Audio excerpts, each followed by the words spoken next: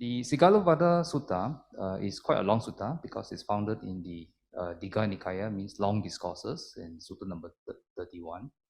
And the last few sessions, we have what we call the various speakers have gone through the 6 advices given by the Buddha to Sigala, a lay person. Now, the background regarding this is, just to recap, is that um, this young man called Sigala, his father was a devout Buddhist, follower of the Buddha, but he couldn't get his son to come to attend the Buddha's, what they call Dharma sharing sessions. So on his deathbed, the father requested the son to make a promise that he would pay respect to the 6 directions at the major junction.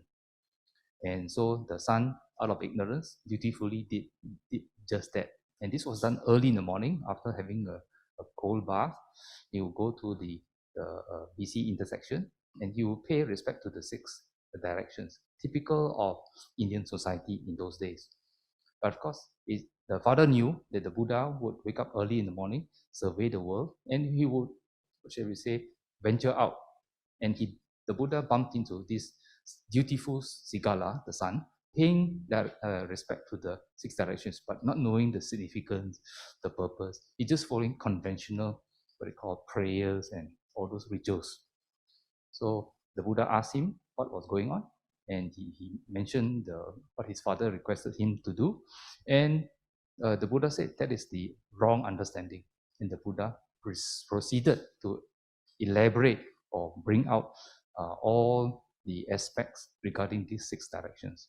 Now, the sutta is more than the 6 directions. So you should read the front portion. So that's why the Sikala or Sigalovada Sutta, you should actually go back and read the whole sutta to get the full benefit of it. Now, through the many Sundays previously, there was already there were many sharings regarding the 6 directions. Today is number 6. And this one is to do with the zenith. Now, 6 direction means you have the north, you have the east, you have the south, you have the west, and north.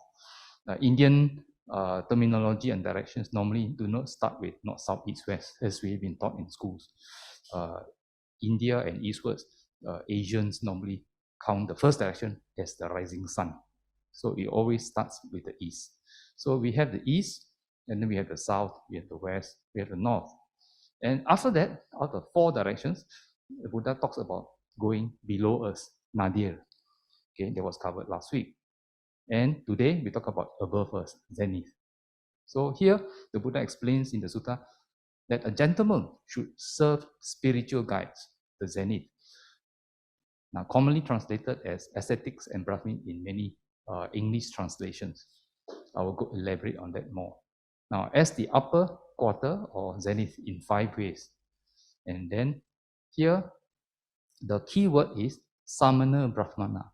Now, which is translated as ascetics and Brahmins in many English books. But notice, those who are familiar with Pali, this word is a compound word, as many Pali words are small words joined together, conjugated.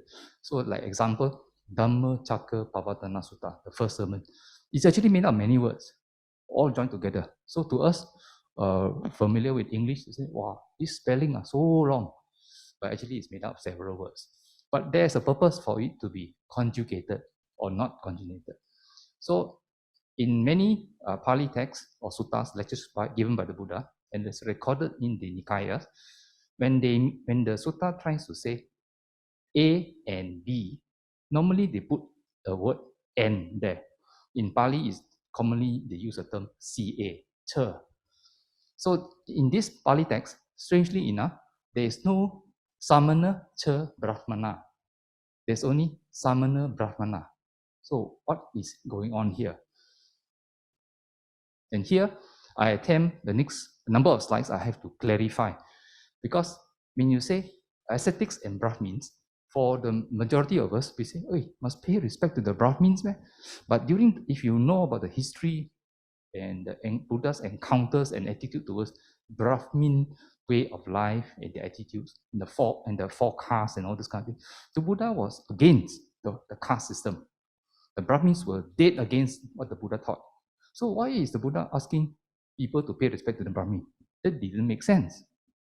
So the translation of ascetics and Brahmins gives us a wrong idea. So we have to go in and examine what did the Buddha trying to mean. And we have to go back and understand Indian society before the Buddha's time and during the Buddha's time. And in fact, it spilled over to modern day also. So pre-Buddhist Indian history, well, it all started with the Vedic type of, there was no Hinduism during the Buddha's time. Hinduism was younger, is actually younger than Buddhism.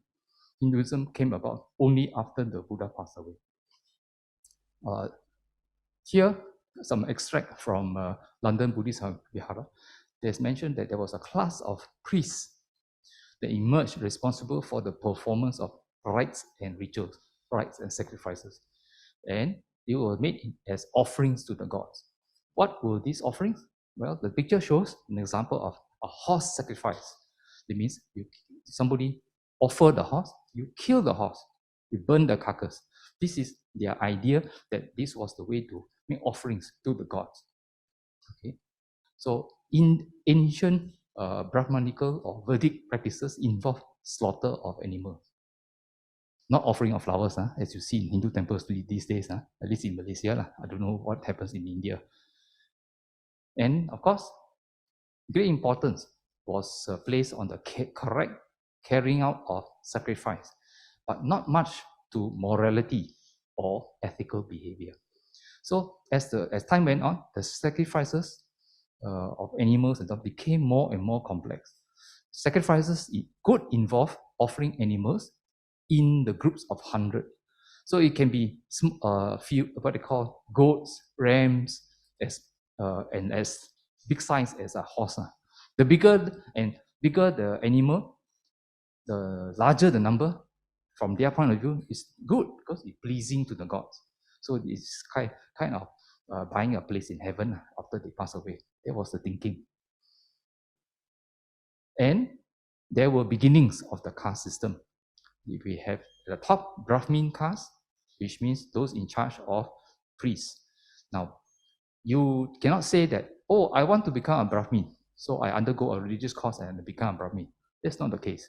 This is by birth. You are born into that family. That family are Brahmins. So if you are a non-Brahmin, you cannot say, I want to be a Brahmin. No such thing. It's by birth. So the whole list of four, of starting with the top Brahmin as priests, Kshatriya as warriors and kings, the Vaishyas as merchants and landowners, the Sudra as commoners, peasants, and servants. This was divided by occupation. It stratified the whole society by caste. And those that did not belong in the top four were called untouchables, the outcasts. So in a way, although officially there's four, but really there are five, including the outcasts. Now, although they traditionally list it in this way, Brahmin, because they value spirituality, somebody who takes care of religion and so on, in real fact, who holds the power, political power, is not the Brahmins. It is the Kshatriya. Who is the king? Who can chop off the head of the Brahmin? The king. So, although this one is a nice way of putting it, but actually the one who holds the power is the one who holds the sword, who can chop off your head. That is the king. So in a way, personally, I say Kshatriya is number one, Brahmin number two. But in traditional textbooks, they'll say Brahmin first, because they value religion more than the king. So at the end of the Vedic period, around the 800 to 600 BCE, before Common Era, then we came to the fourth period, around the 700 BC. There was characterized by an objection to the austerity, to the atrocities of the sacrifices. Also, they were not always effective. The right-hand side picture shows animal sacrifices practiced in Brahmanism. So the bottom left-hand picture shows you a pit in which the animal is slaughtered and the carcass burned, cremated inside there as an offering. So, and I put in yellow, not Brahmana. Now, some even Pali dictionaries translate the Brahmana, the word Brahmana, Samana Brahmana, as to mean the Brahmin caste. Sometimes it's used in that context in the suttas. But I'm trying to portray another meaning by the term Brahmana. So that's why I label it not Brahmana, because the practice is not acceptable in Buddhism. So in town life, much of the symbolism of the older religions would have been weakened, because who can buy hundreds and hundreds of goats and rams and horses to sacrifice? Only the rich people, ma. So the rich people can buy the gods and they slaughter more, they offer more, they go to heaven. So the poor people forever poor lah. So that's not fair. So there was a social upheaval in Indian society even before the Buddha was, or the Prince Siddhartha was born. So the ritual of the Vedic religion was seen as empty, increasing spread of ideas such as ascetic renunciation and life of virtue. So the ideas in society was evolving, and it was anti-Brahmanism, anti the religion of the day, the common people. And therefore, there arose asceticism. That means they're trying to find a way to find enlightenment, to find out what is the truth. Truth is not in Brahmanism, not in the Vedic text. Truth must be somewhere else. So they arose in the religious revolution. They're trying to find the truth. So another stream of people renouncing the world and trying to find out, to get enlightenment, their viewpoint of enlightenment. So this was in contrast with mainstream society of ritual, wealth, dominion, and so on. So this was the atmosphere in which Buddhism and many other contemporary religions originated. Okay. So coming to the term Brahmanism. Brahmanism, also called Brahminism, developed out of the Vedic religion. And all this came from the Central Asia when they invaded, Aryans invaded, and so on. Now, all this, the Brahmanism included the Vedic corpus. The Vedic means the ideas, religious ideas that gave rise to Brahmanism. And slowly, Brahmanism absorbed non-Vedic texts also and give prominence to the Brahmin caste. Now, in this text, Brahmanism evolved into Hinduism. So clearly it shows that during the Buddha's time or even before, some people loosely say, before the Buddha was born, there was Hinduism. That is technically wrong. Now, it is why, even in this statement, after the one I mentioned about evolved Hinduism, which is significantly different from the preceding Brahmanism. So here is already clearly stated, Hinduism is different from Brahmanism. Though it is also convenient to have a single term for the whole complex of interrelated traditions. But this over convenient term, or to call the whole thing, call it Hinduism, that oversimplification caused misunderstanding among all the people living here, even among Hindus. Hindus will say, Buddha was born a Hindu. That is wrong. He was not even born a Hindu. There was no Hinduism there in the first place. Okay, so the convenience of using one term gave us wrong understanding. So when you look into the details, the story becomes different. So the transition from ancient Brahmanism into schools of Hinduism, so Hinduism got a lot of different schools, was a form of evolution in interaction with non-Vedic traditions. So one that preserved many of the central ideas, the Vedic ideas, and theosophy, theo means God, God-centric ideas in the Vedas, and synergistically integrated non-Vedic ideas. So they absorb a lot of different ideas. So coming to the Samana tradition. Now, it was during the Buddha's time around the 6th century BCE. The non-Vedic Sramana is a Sanskrit term for Samana is Pali. Okay, Sramana traditions existed alongside with Brahmanism. These were not direct outgrowths of Buddhism, but movements with mutual influences with Brahmanical traditions. So they emerged and it became parallel. They sort of coexist. Now, why did I show the picture on the right, what they call the ascetic Gautama striving? Because when he renounced the world, he joined the Samana tradition. So ascetic Gautama became a Samana. So to this extent, we know the Samana Brahmana, at least ascetic Gautama was a Samana. In fact, after enlightenment, many of the non-Buddhists regarded him as Samana Gautama. They don't call him Buddha. The non-Buddhists will call, not his disciples, the non-Buddhists will call him Samana Gautama. So after enlightenment, until his passing, everybody else, the non-Buddhists, will still refer to the Buddha as Samana Gautama because they see him as belonging to the Samana movement. So the Buddha was never a Brahmin. He was born in the Kaishya caste, the warrior caste, but he came out and renounced the world and became a Samana as far as everybody else is concerned. Now, Samana basically means one who labors, toils, exert themselves for some higher or religious purpose.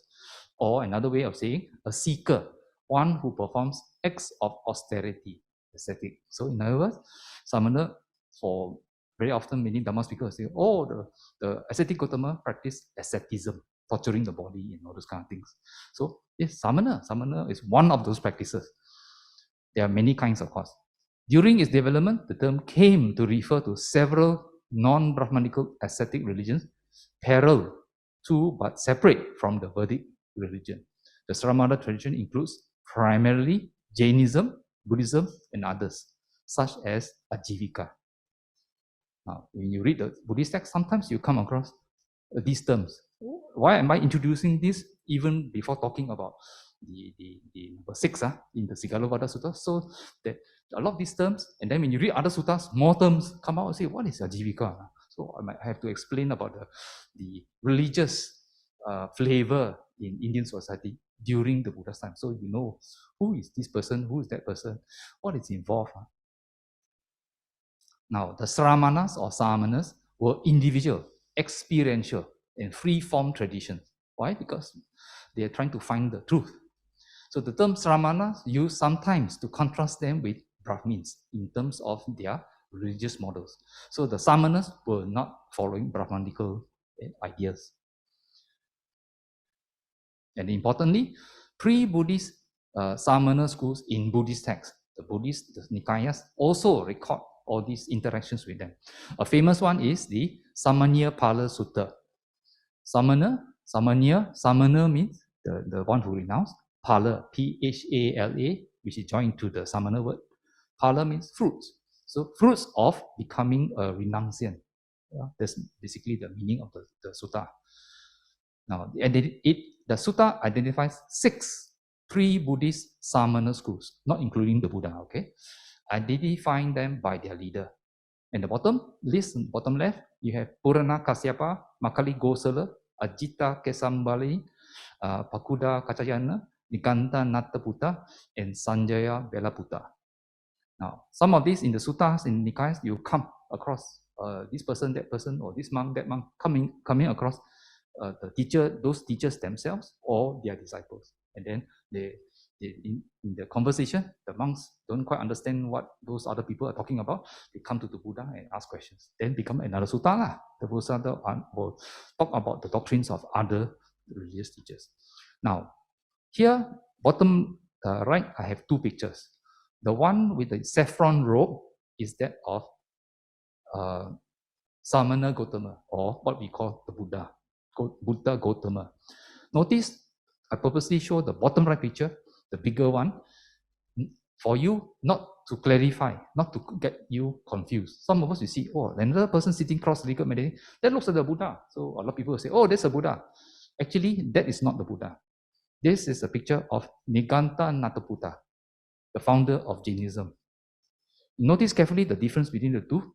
The picture on the bottom right, you can see this person's belly button. You can see what they call his chest. Basically, he is naked. A lot of the Jain serious practitioners are naked ascetics. So be very careful. Don't say, oh, one glance and say, oh, this is the Buddha.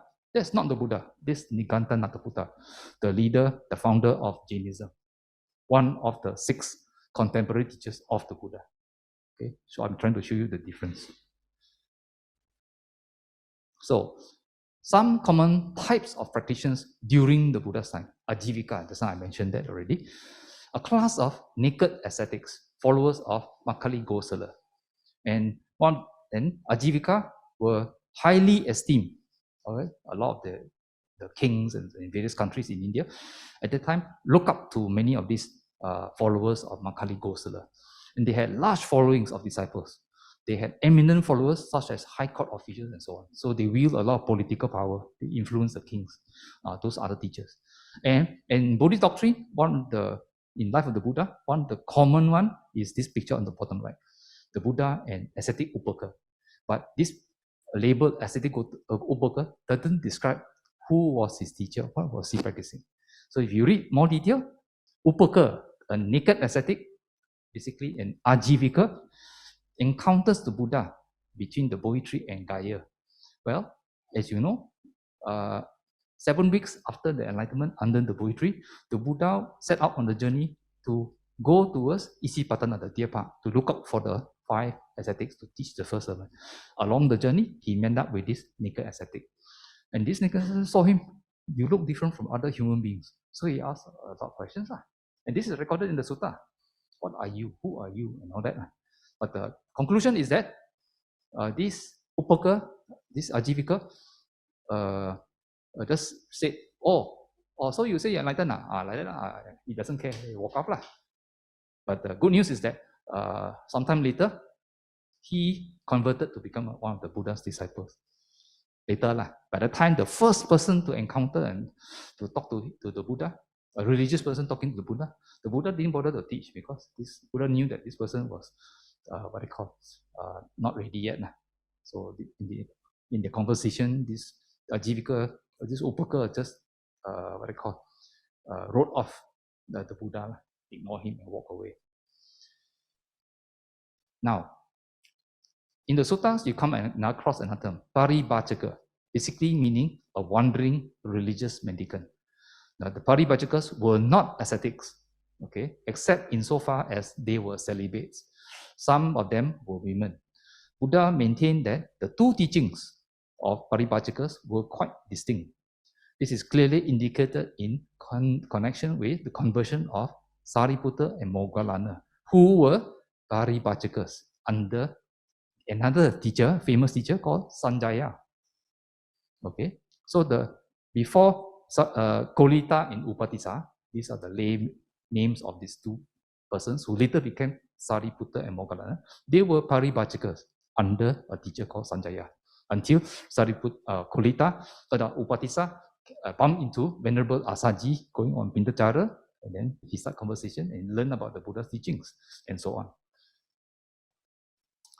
Even in the famous Mahaparinibbana Sutta from the Digha Nikaya, Sutta number 16, you have Paribhajaka, the last convert of the Buddha. Most Buddhist or Sunday school students will be familiar. Oh, the last convert, Subhada, the young man. But what was he? He was a Paribhajaka. So basically, the Pali, then going down to the English, now at that time, a wandering ascetic named Subhada. Okay, so the Pali said Ahosi ko Subhado Paribhajako. So even in the sutta, the Mahaparinibbana identifies Subhada as a Paribhajaka, okay, a wandering ascetic. So was dwelling at Kusinara, and Subhada, the wandering ascetic. So another emphasis again. Okay, heard it said today in the third watch of the night, the Parinibbana of ascetic Gautama will take place. So even in the Mahaparinibbana Sutta, it refers to the Buddha as Samanasa Gautamasa. Basically, Buddha, the contemplative, the recluse, the samana. So Samana Gautama. So the Sutta also refers to the Buddha. It didn't say, the Buddha will pass away. No, it just said ascetic Gautama. So all these terms are sprinkled in various parts so that I share with you the different class of them. I'm sure there are many other words used in the Nikayas which, who are they, you're wondering also, but I have limited time today. So in essence, who are the Samana, Brahmana? Well, Samana just means a recluse, a wanderer, according to the PTS dictionary as well as concise Pali English dictionary. And the Brahmana, well, the Brahmana typically means a true Brahman. Brahman is definitely a Brahmin. It means part of the Brahmin caste. But a true Brahman, that put an adjective, a quality to that Brahman. Not just a priest, but somebody who is true. Holiness supreme. So, Brahmana commonly used is a member of the Brahman or Brahmin caste. But in Buddhist terminology, is used as a man leading a pure ascetic life, and often even synonymous with Arahat. So very clear. So when you join the two words together, Samana Brahma, it is as if Brahmana is the adjective describing the Samana. Samana is a person who renounced the world, technically an ascetic, but in this case, a Brahmana is a worthy person, a pure person, a true person. So a true person who has renounced the world, a conscientious person. It means a monastic. May not be a Buddhist monastic, but a monastic, but nevertheless, personally want to strive for perfection, for knowing the truth. So Brahmana describes Samana. Okay, so it is, I'm moving away from the normal translation you'll find in the text, ascetics and Brahman. That one is, to me, is out. And further pages will show you what the Buddha means by Brahmana. So going back to the sutta, a gentleman or a lay person like us should serve spiritual guides. Means spiritual guides, I use that word to mean Samana Brahmana. Spiritual guides as the upper quarter in 5 ways: by loving deeds of body, by loving deeds of speech. Now, loving, metena or metta, loving. So we need to have wholesome thoughts, loving thoughts, supportive thoughts by bodily actions, okay, and by the way we speak, respectful speech, loving speech towards these spiritual guides.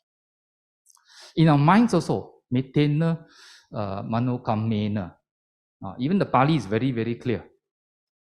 Kammena means deeds, action. Kamma means action. So kammena. Metena means loving. Mano, mind.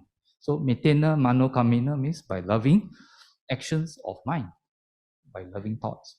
So by not turning them away at the gate. Why? Because a lot of these people who strive, they are full-time strivers. They're not part-time, not like us, we are part-timers. They are full-time. So they need our support. So if we turn them away from the gate, then how are they going to get food to feed themselves, keep themselves alive, and so on. Number 5, by providing them with material needs. What is material? The Pali word is amisa. And you have heard many Dhamma talks, Dhamma speakers mentioning the word amisa dana. Dana means to give. Giving material is amisa dana. There are many kinds of Dhamma. Like what I'm doing now is Dhamma dana. I am sharing the Dhamma.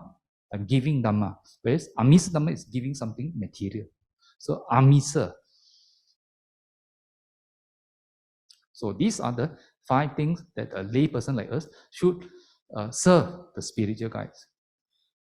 There are 5 here. Here, these are some of the Dhammapada verse. I try to keep it short without quoting too much from the suttas.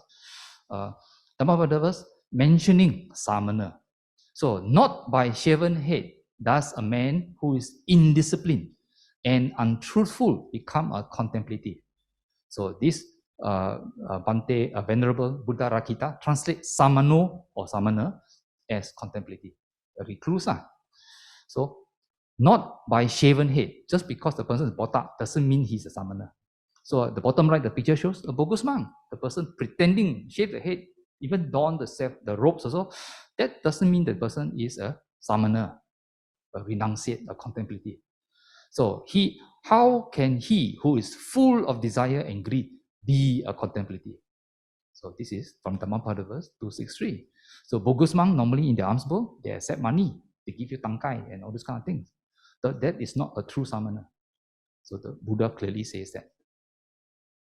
Another definition, he who wholly subdues evil, both small and great, is called a contemplative. Evil, the Pali word is papa. Okay, both small and great is called a samana because he has overcome all evil. So here the bottom right picture, I show the late Venerable Dhammavuddho on Pintacara at the nearby town, near Tomo. Then Brahmana. Here I extract additional meanings, basically referring to a holy man or a man leading a pure life.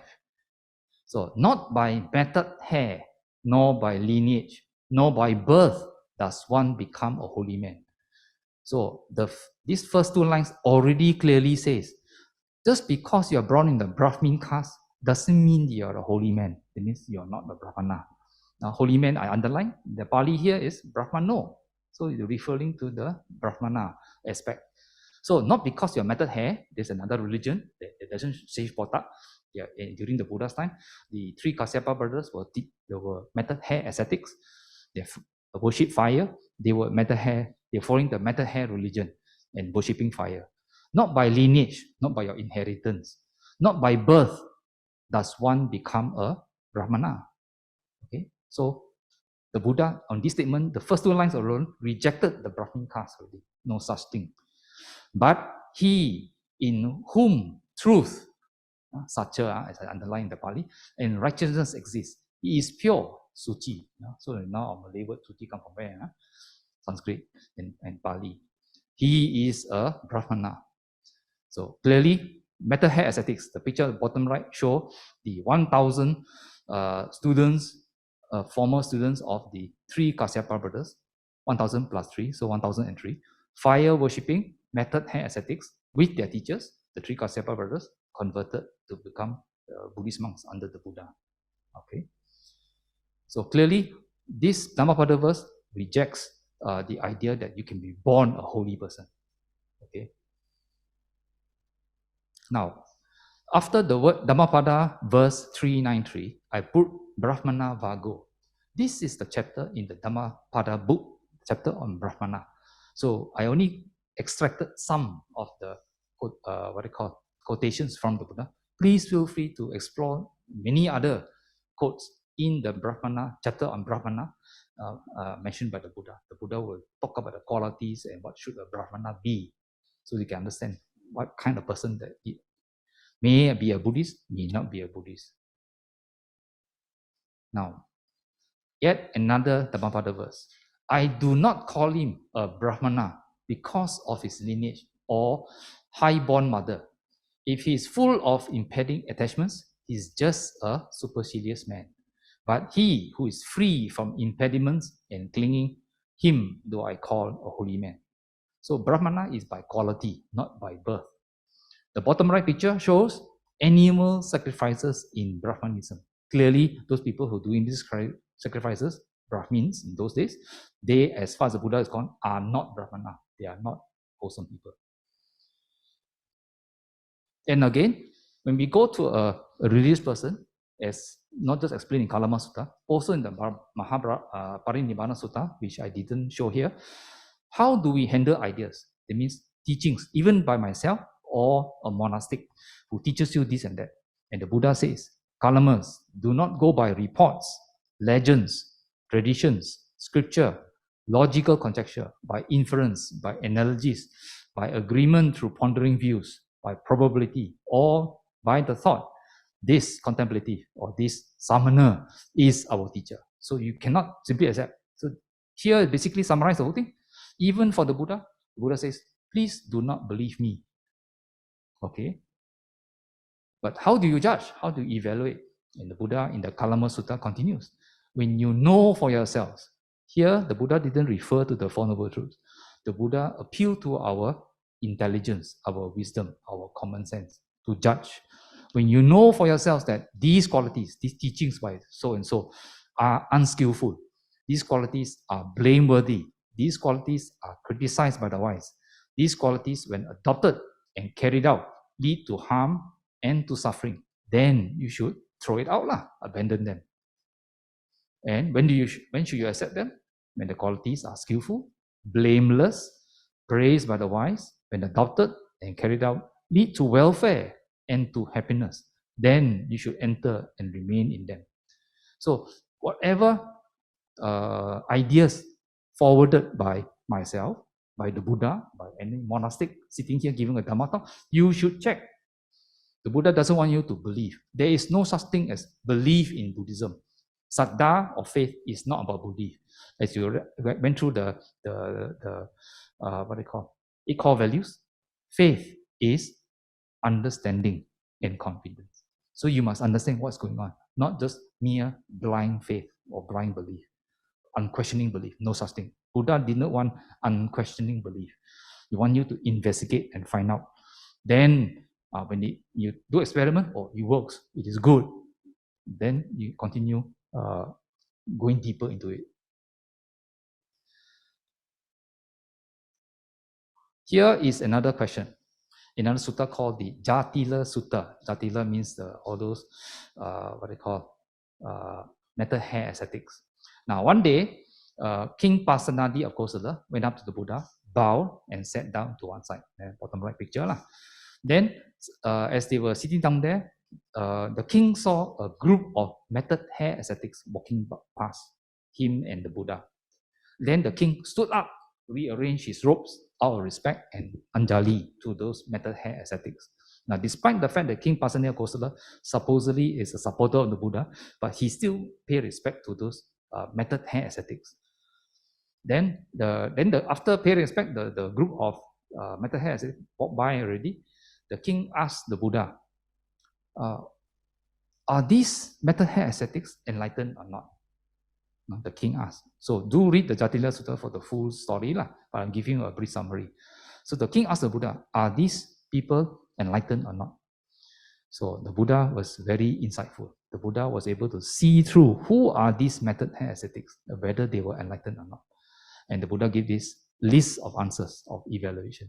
In that way, we can use this idea to see whether the Sayadaw, the Achan, the Venerable, whoever sits here and give you Dhamma talk, are they wise or not? How do we evaluate them? Because the Buddha encourages, do not believe, ask questions. We need to seek understanding. And the Buddha says, it's hard for you to know who is perfected and on the path to perfection. So the Buddha acknowledges it's difficult. Number two, you can get to know a person's ethics, the person's sila, the person, by living with them, but only after a long time, not casually, only when paying attention, not when inattentive, and only by the wise, not the witless. So difficult. So if a monk just comes, give a Dhamma talk and walk away, there's no way we can get to know. But we pay respect out of respect for the robe, and we take the message, but we haven't believed what the person sitting here says. We are still evaluating. Okay.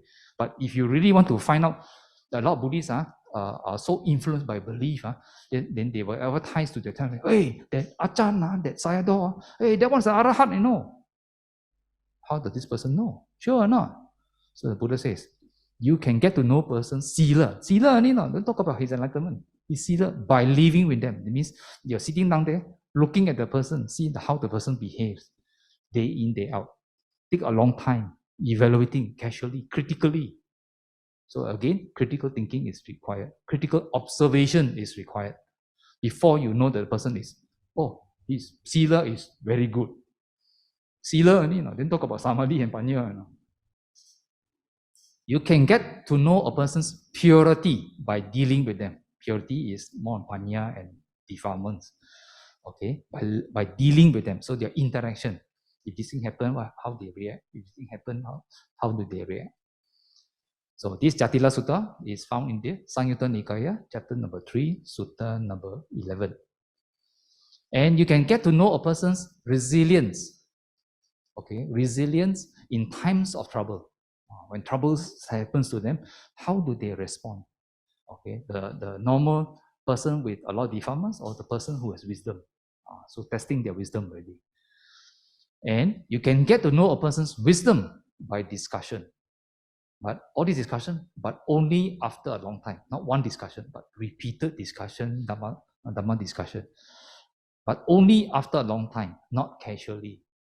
Only when paying attention, not when inattentive. And only by the wise, not the witless. Okay? So examples of metal hair ascetic means they're not botak. They still have hair, they just tie up certain ways. And for those who want to know more about how to inquire, ask questions, evaluate, check out on the bottom left, check out the Vimamsaka Sutta. In fact, the Sutta is translated to inquire. Inquire about who? The Buddha says. He didn't talk about, how do you inquire another person? The Buddha said, how you check up on the Buddha himself, whether he's actually enlightened. So you can read the Sutta, which I won't show the slides on that one. So even in the Mangala Sutta, many of us are familiar with the Sutta on blessing. Not by fraternizing with fools, but how to know who's a fool? You have to associate with them. You see that they want to do silly things. We have to use the Kalama Sutta to say, oh, this fella is an idiot.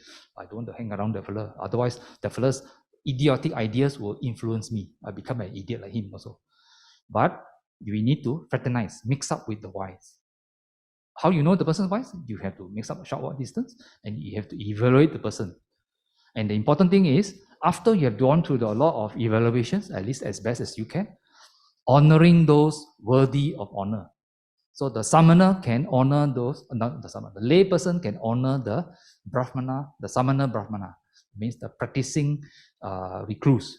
Okay, we can honor because we evaluated the person, we find the person, oh, Sila is better than mine, I can learn something from him. So I honor, I pay respect.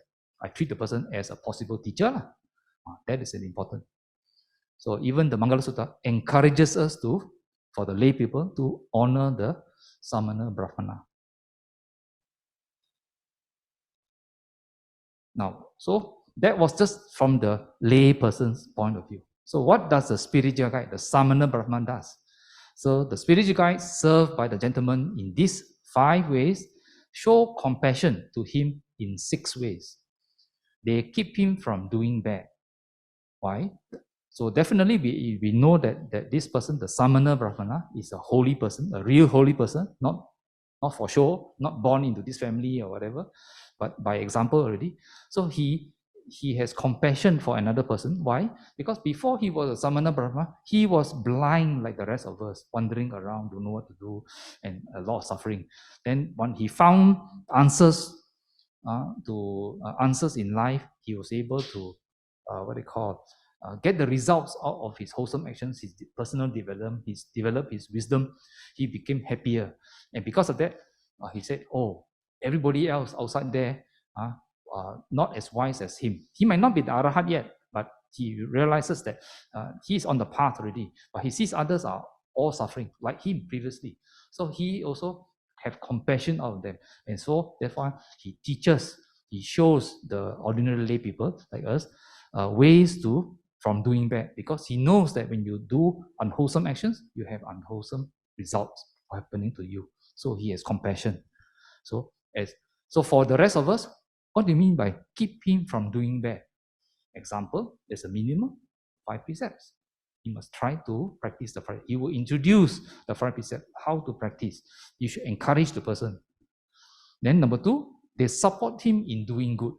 Support him, he teaches them how to do good, encourages them to do good. When they have problems on doing good, then he tries to give ways in which they can practice the thing. So the 5 ennoblers as a minimum.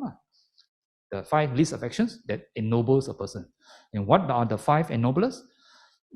Those list of actions which are direct opposite of the 5 precepts. Precepts means don't do this, don't do this, don't do this. Ennoblers is please do this, this, this, this, this. The opposite of the 5 precepts. And number 3, they think of them with kindly thoughts. Why? Because he has compassion for them, he has concern for them. He wants them to be better off than they were previously. Like he was like one of us. He has moved further along the path. So he has compassion. Number 4, they teach him what he does not know.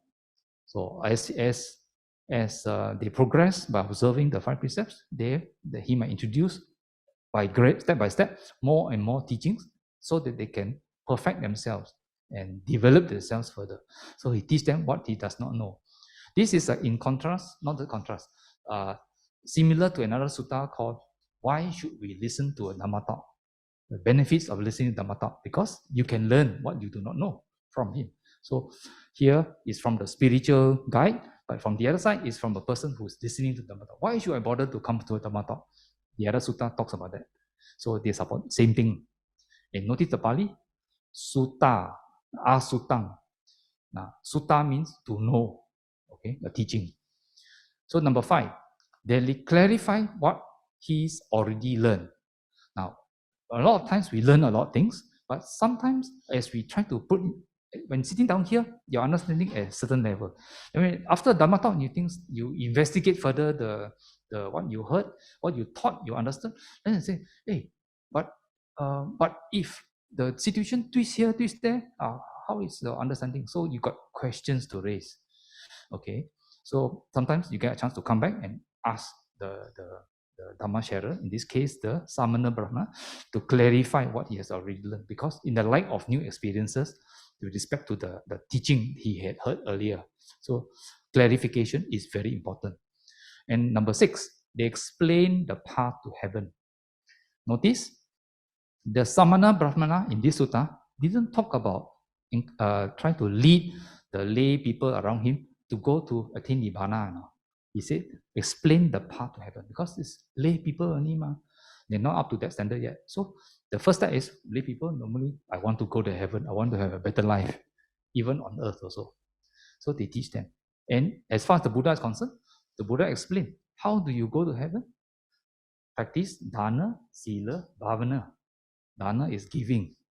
Okay, sila is moral conduct, virtues, and bhavana is mental development.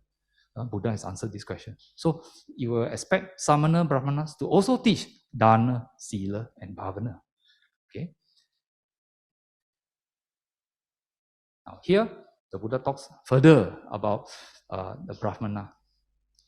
Exert yourself, O holy man. Now, interesting, this statement. Okay, although holy man, Brahmana, but exert yourself. So the Buddha acknowledges that not all Brahmanas, it means the people who are walking the path, are enlightened. So he still pushes the one on the path, please put more effort. The Buddha is encouraging the Brahmana to put more effort to get enlightenment. So exert yourself, O Brahmana, cut off the stream of craving and discard sense desires. Knowing the destruction of all conditioned things, become, O holy man, O Brahmana, the knower of the uncreated, the knower of Nibbana. So Brahmana does not mean an enlightened person, but the person who is actually striving, walking along the path. But the Buddha here encourages the Brahmana to exert some more and become an Arahat, or at least as a minimum Sotapan, attain the first stage of sainthood, to know the knower of Nibbana. Now, another Dhammapada verse. When a holy man has reached, or when a Brahmana has reached the summit of two paths, meditative concentration and insight, he knows the truth and all his fetters fall away. So again, this emphasizes the concept that the Brahmana may not be an Arahat, not fully enlightened, does not even a Sotapan, but he's well on the way to practice. That's why the Buddha still regards him as a holy person. But when the holy person, the Brahmana, has reached the summit, it means he knows the truth. All his fetters fall away. It means no more defilements. Means the person has become, Brahmana becomes an Arahat, fully enlightened. He who is meditative, stainless, and settled, whose work is done, who is free from the cankers. Cankers is another way of saying the defilements. Having reached the highest goal, him do I call a Brahmana. So even an Arahat, the person who is enlightened, who has no more defilements, an Arahat is still called a Brahmana, can be called. Basically, Brahmana means holy person. In this case, this Brahmana has reached the end of the training, enlightened person. Now, this verse, quite interesting, contains 3 different concepts. Because he has discarded evil, is called a Brahmana. Okay? Because he is serene in conduct, it means this person is practicing Sila, serene in conduct, he is called a recluse. And the Pali word for recluse, Samana, a recluse. Okay, serene in conduct means a recluse. Samana is trying to practice Sila. And because he has renounced his impurities, he wants to give up, but he may not have given up completely. Okay, he is called a renunciate. Renunciate is pabajito. Pabaja means renunciation. So I underline the 3 words. Renunciate, the Pali was pabajito. So the picture shows a person renouncing. Okay, so you have 3 terms here: Brahmano, Samano, and pabajito. Now, again, back to the Mangala Sutta. Now, since we come in contact with a Samana Brahmana, or preferably an Arahat, ideally. We have respect and humility to others. We have contentment and gratitude. But importantly is timely listening to the teaching. So we need to, as ordinary people, we need to approach the Samana Brahmana to listen to teachings. And the Samana Brahmana also takes time off out of his own practice to also share the Dhamma out of compassion with the rest of us. So there's a meeting of both. Because even if the Samana Brahmana want to share, but nobody in front of him, so no point. So there must be people who want. So in this case, timely listening to the teaching, which means we must seek out all these Samana Brahmana, or at least the people striving along the path and want to listen to the Dhamma talk. And this is a blessing because we come from the Mangala Sutta. Why? By listening to teaching, we understand, we practice it, it is for our benefit. Even the Pali word, Dhamma Savanam, Dhamma. Dhamma comes from the root word Dara. What does Dara in Sanskrit mean? To support, to uplift, to make better, in other words. So Dhamma supports us, helps us. And another verse in the Mangala Sutta, the site of ascetics. So ascetics here, the Pali is samana again. Okay, the site of ascetics, because ascetics are those who have renounced the world, and then timely discussion of the teaching. So just because we listen to teaching, we may understand a little bit or we understand completely. Depends on us. But if we don't understand completely, we need to have discussion among each other, or if possible with the Samana Brahmana or the teacher, so that they can guide us along the intricacies of certain concepts and so on. Okay, so timely discussion. Not just listening, we need to discuss. So here, towards the end of the zenith portion, spiritual guides served by a gentleman in these 5 ways show compassion to him in these 6 ways. And that's how the zenith, or upper quarter, is covered, kept safe and free of peril. So, in the bottom right, we show of pictures in which the laity support the Samana Brahma, in this case, the Bhikkhu Sangha. And having received teachings from them, the students also pay respect to the teacher on the bottom left picture.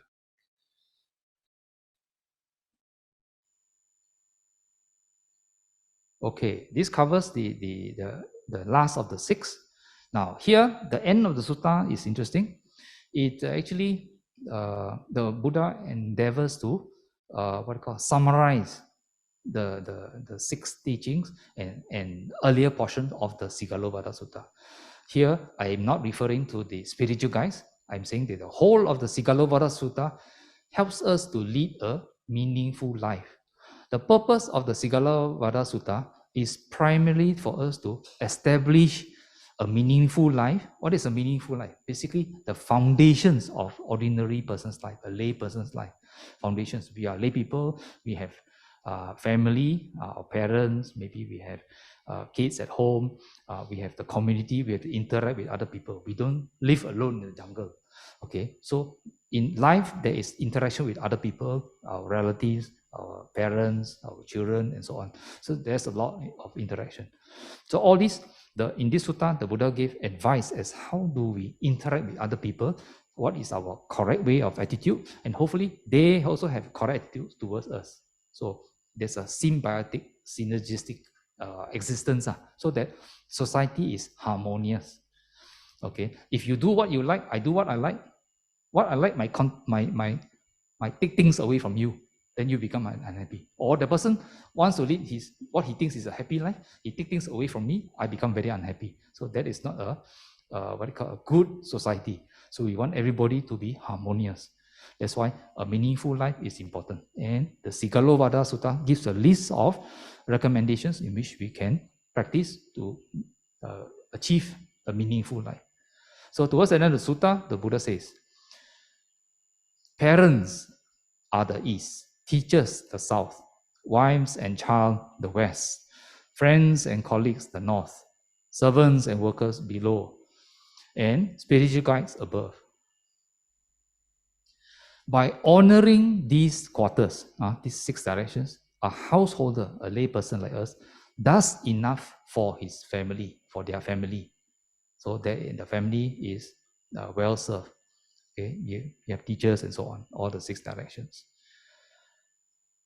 The astute and the virtuous, the gentle and the articulate, the humble and the kind, they are the kind who win glory, okay, because of their character. And the diligent, not lazy, those not disturbed by troubles, those consistent in conduct, the intelligent, they are the kind who win glory. The inclusive, the makers of friends, the bountiful, those rid of stinginess, those who lead, train, and persuade, they are the kind who win glory. And giving and kindly words, taking care here, and treating equally in worldly conditions, as befits them in each case. These ways of being inclusive in the world are like a moving chariot's linchpin. Okay, so be inclusive. So we are not living for ourselves. We are living in society. We have duties. We have responsibility to the society. So everyone in society has a duty. So that society works like clockwork. And each of us are the linchpin. Linchpin at the picture bottom right, I show a simple, small little pin that keeps the wheel stuck to the chariot. We take out the linchpin, the wheel, after jalan for a short while, the wheel will come out and koyak. So in our bicycle, our cars, also we have a lot of linchpins. If there were no such ways of being inclusive, neither mother nor father would be respected and honored for what they have done for their children. But since these ways of being inclusive do exist, the astute do regard them well, so they achieve greatness and are praised. So we have to follow this advice so that we have greatness. Together we go up the ladder, we are praised, and everybody is happy. So when this was said, Sigalaka, the householder's son, said to the Buddha, "Excellent sir, excellent sir." Interestingly, though we use the word excellent very often in Buddhist circles, normally we use the word sadhu. Here the Pali word is another word. Okay, Abi Kantam. Abi means higher, Kantam. Abi Kantam Bante, Abi Kantam Bante. As if he were writing the overturned, or revealing the hidden, or pointing out the path to the lost. I go for refuge to the Buddha. I go to the teaching and to the mendicant Sangha. Esahang Bante, Bhagavantang Saranang Gacchami. So most of us should know Saranang means refuge, that's underlined. Gacchami means I go. So Bhagavantang, Bhagava is blessed one. So I go to the Buddha for refuge. Okay. Dhammancha to the teaching. Sikha Sanghancha is to the mendicant Sangha.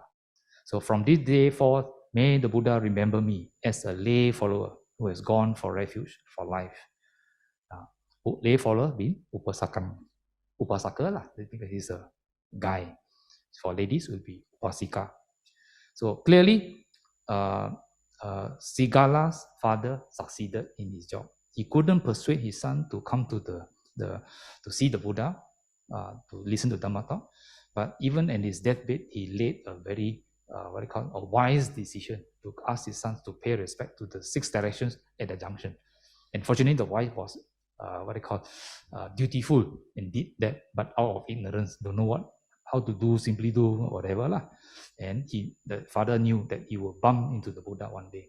And sure enough, he bumped into, and after the sharing of this, and this one didn't talk about 4 noble truths, didn't talk about the noble eightfold path. It's how to lead a meaningful life. Very commonsensical, useful for us to lay a good foundation for society. And with that, the Sigala, the son, became a devotee of the Buddha, and he benefited from the teaching. So that was a meaningful life. So although today's talk was about spiritual guides, the last portion summarized the reflection on the 6 directions and help us to lead a meaningful life. So with that, Saddhammo Cirang Titato, may the good doctrine long endure. Sabbe Satta Sukhi Hontu, may all beings be happy.